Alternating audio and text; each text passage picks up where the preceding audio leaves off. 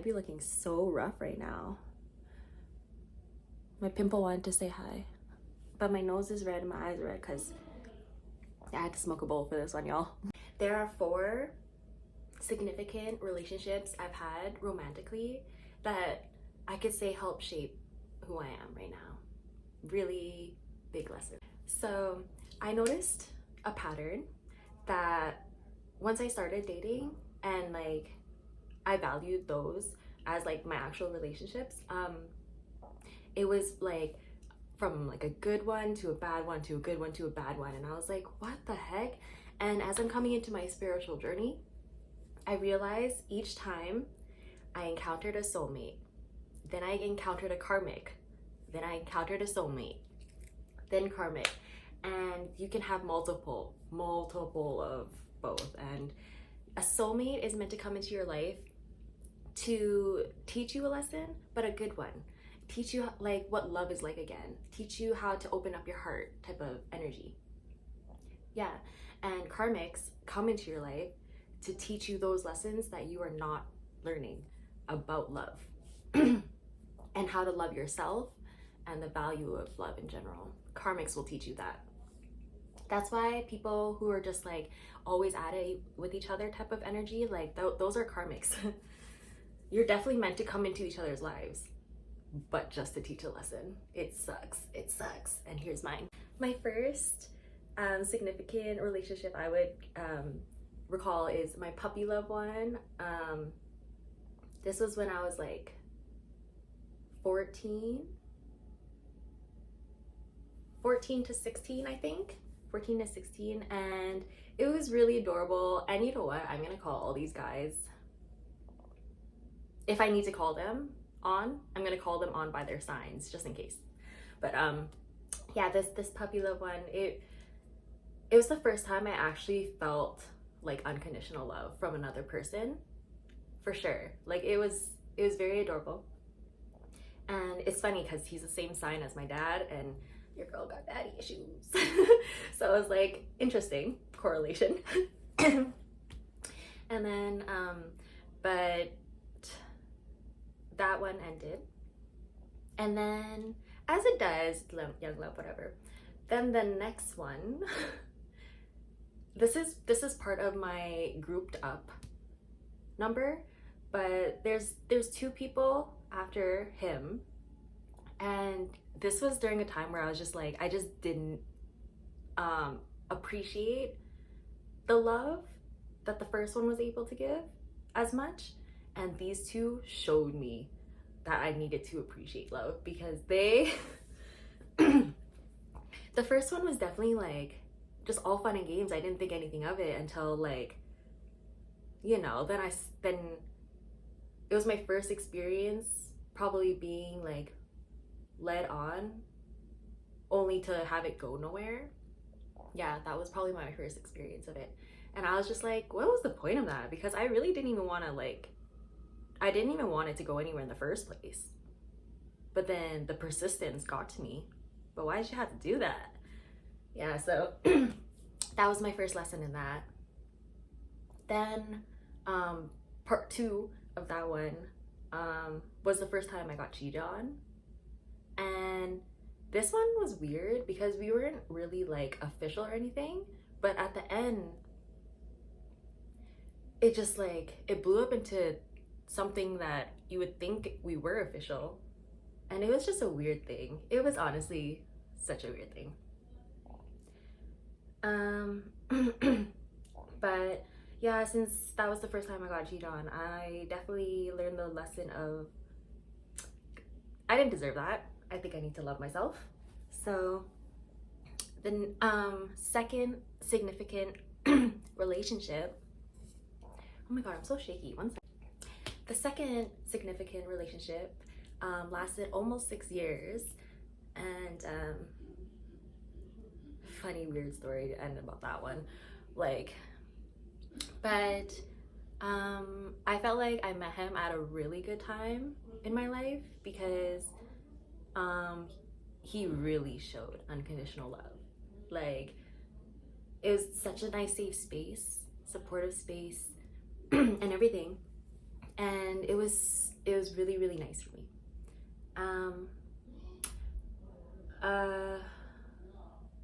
And then what started to happen for me personally, what I could say about our relationship was that we were really truly like best friends, like for sure, like very easily we got along so well, and like it's just a very easy flowing relationship. However,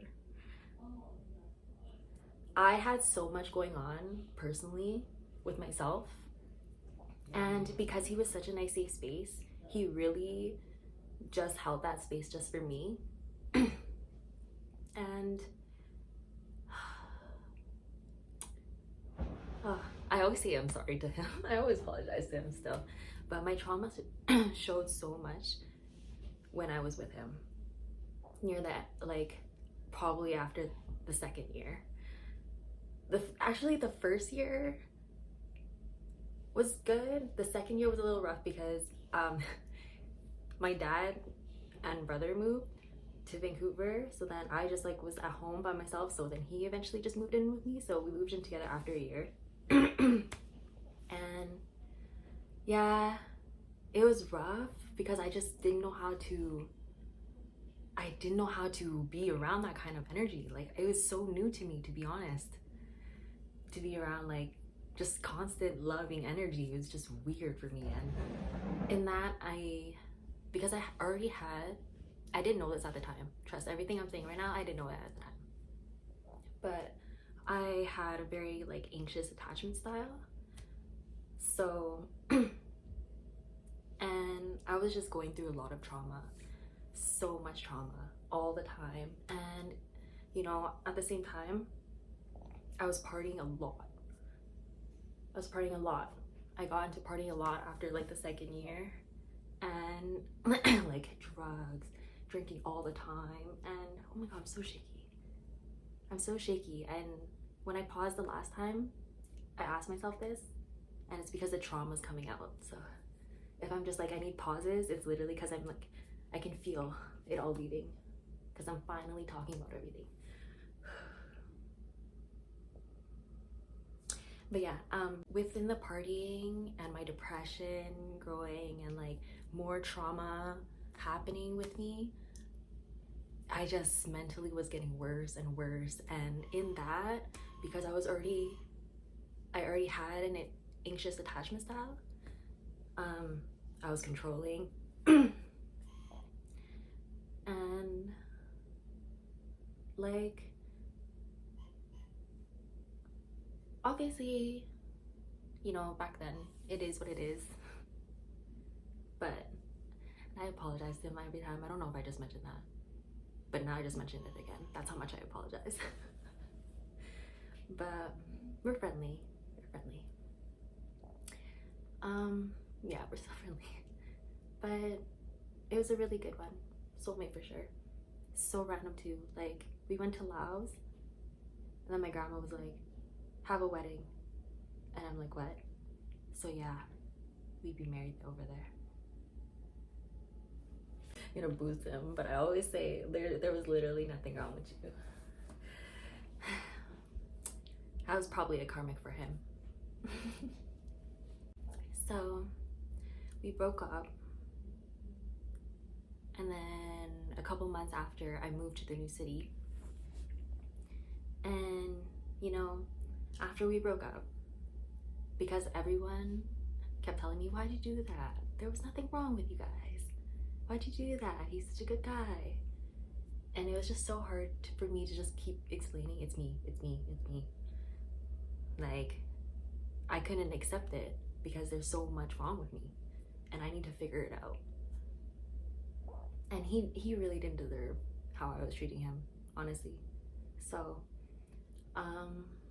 yeah, I came to this new city, and at first, because I truly was not spiritual at all, right? So at first, all my self-talk was, you don't deserve love.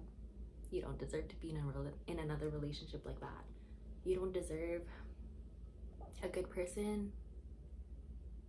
Yeah, I just kept saying that to myself, because I already had a problem with loving myself. So self-talk like that was not hard to get into. And then yeah, so since I was repeating that and I was getting into like the hookup culture, I was like in the new city, I was like, fuck it. Drove around for it, like oh my god, me calling myself out. But you know, lessons learned. I had fun, I guess, but at one point I was like, hey, this is getting lonely. This is lonelier than just like being alone, trying to seek validation with all these matches is just not it. So then when I got myself out of it, there's just this one moment where I was like, you know, I stopped it for like I think a week, and then I was like, I'm kind of bored. So I went back on it, where I met my third significant relationship.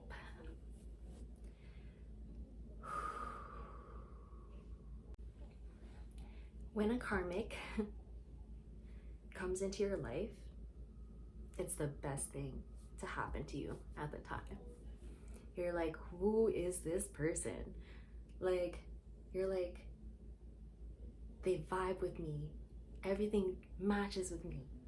Like, even where they're at in life coincides with me. Like, this is perfect. And yeah, so that's how we started. Basically, we were really at the same place in our lives. Like, we both wanted to get out of like the partying scene. We wanted to like just change our lives for the better type of thing. And I was like, that's really nice to do with another person, you know? So we bonded over that. And even so when COVID happened, that's when we spent the most time together, because we spent all of the initial quarantine literally together 24/7 almost. And you know, when you spend that much time with a person, you literally at one point just like, why not give it a try? And this was a year, like a whole year, I think, of being single at this point. A whole year, almost. But it was my longest, that's for sure. But he just, yeah, we started it out. Even the start, because I didn't love myself, okay? I truly was at a place where I was at the bottom barrel of how I can possibly love myself. And I had this person love bombing me like crazy. So I was like, this is so nice.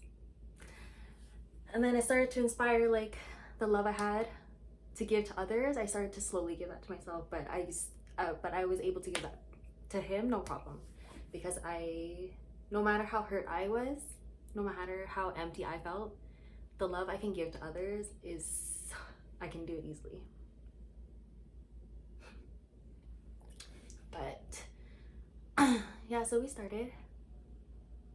But even when we started, we probably shouldn't even have started, because he was like talking to someone else already still. I should say not already. And like, I knew that. I knew that. And I still let it happen. And then even 2 months after, cheated on me again. I was like, give it another try.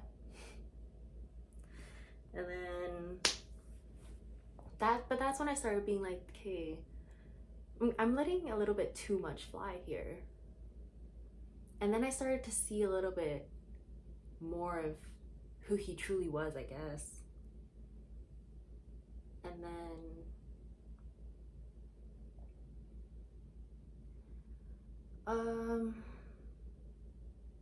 yeah, I think around half a year.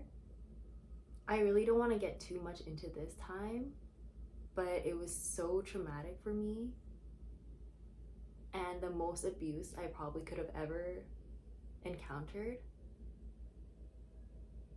And I'm not saying physical, but it was still felt like the most like violent, emotionally and verbally abusive things that I've ever gone through. Ever. By one person in one moment. And that rocked my fucking shit. That rocked my shit.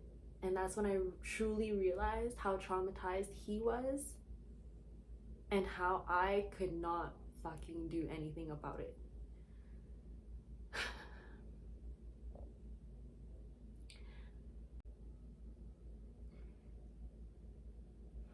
I started to truly understand that I needed to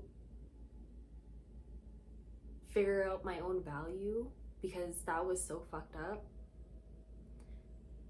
And because it was just the start of me trying to figure that out, I stayed. And because a part of me still was like, you know, I want to help you through it. And it's a really hard time. Yeah, it actually never got better. There was probably like 2 months where it felt like we finally got into a honeymoon phase, but then it went right back into like this weird thing. And I should have like known that he wasn't really gonna be as supportive because he never was there for my big times. Like every time I moved, he wasn't there. And yeah, even like on my birthday, he made it about him. That sucked. Even like with my grandpa passing, he was never there for me for that.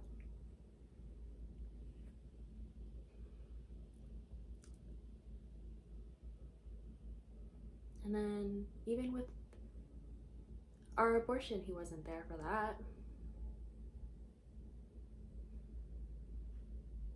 Like, there was so many times I was left alone in that relationship, and every significant time for me, it was for me to realize how much I needed to love myself and how much I need to know my value every time, because every time I would just like forgive and then fall a little bit short. Like I wouldn't lose my progress, but I would fall short. But after the abortion, I was like, there's nothing worse he can do, really, you know. And this was still during my journey. And then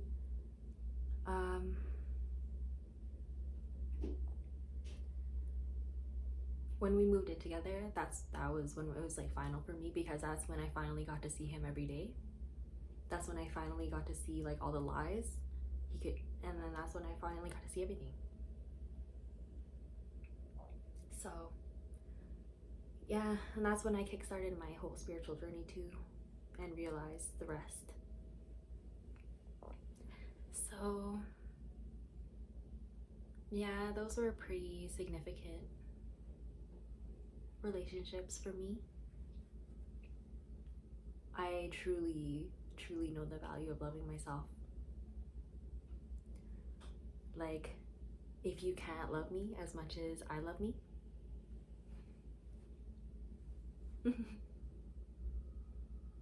and you need to love yourself as much as you love me for me to consider us a we. But like not in the cocky way, like, you know. Then the other two of that piled number. So these were very, very surprising and unintentional for me. Like, I just really did not expect anything, but it turned out to be such a big thing for me. Like, after the third relationship, I really was just not about it, you know? Like, I was like, I don't want, fuck that. I want to focus on myself. Like, focusing on myself right now is literally the best thing I'm doing, and I'm loving it. I don't need no one. Yet, all my ancestors were being like, no, you need someone, and someone's on the way. And I was like, what? But I didn't really like think of anyone at the time. And then there was a person I was like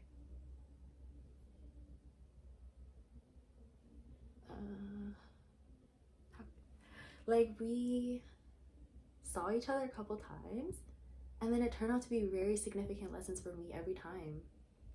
And it weirdly, unexpectedly taught me the final ends about codependency in relationships. It was crazy. And what it was because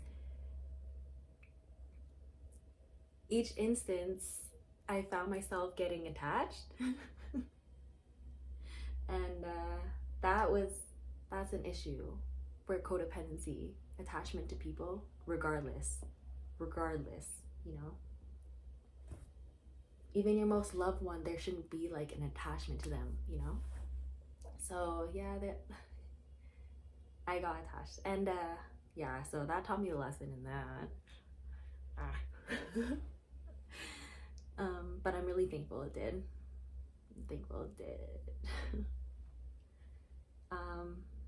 And then the last encounter,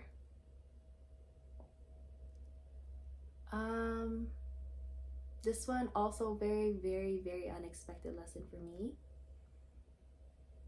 And this wasn't to help me learn about anything to do with another person per se. It fully had the last lesson of knowing my worth no matter what happened to me. And I'm truly thankful for that lesson. Because every time someone has left me, the sense of unworthiness I felt was crazy. It's crazy. I'd be like, but I thought I was nice enough. I thought I was pretty enough. I thought I was this. I thought I was that, you know. So I would always just be like, you know, putting myself down and making myself feel unworthy. But this time I truly was like, I told myself I'm not making myself feel like this ever again with the last one. Because the last, the third random encounter, after that ended, I told myself that I would never make myself feel like this ever again. So when another ending happened for me, I was just like, I told myself, right? I definitely like cried about it. I definitely felt sad about it. And all. But I was like, I know my worth though. So I'm glad things turned out this way then, because that just tells me that it was not for me. And in that, that's okay. That's okay. And that's only gonna attract someone more my vibe then. And that's okay. That's okay. So those are all my lessons. All my lessons. So a lot of people ask me what my type is. And my type is someone who's on their healing journey. That's for sure.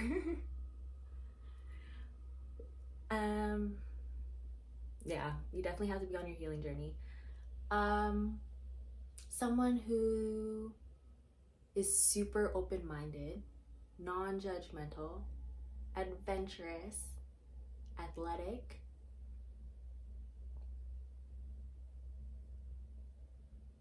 very loving,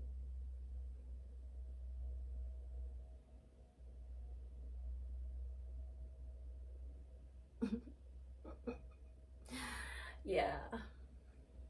Someone who just like that really just describes me, but that just says that just says someone who matches my vibe, because I already know what I want. I know what I want. So, yeah. Just honestly someone who's in their divine masculine that I'm physically attracted to. Thank you for watching this. Thank you. I appreciate the support. I appreciate you going through this whole thing, watching me blabber. Hope you have a good day.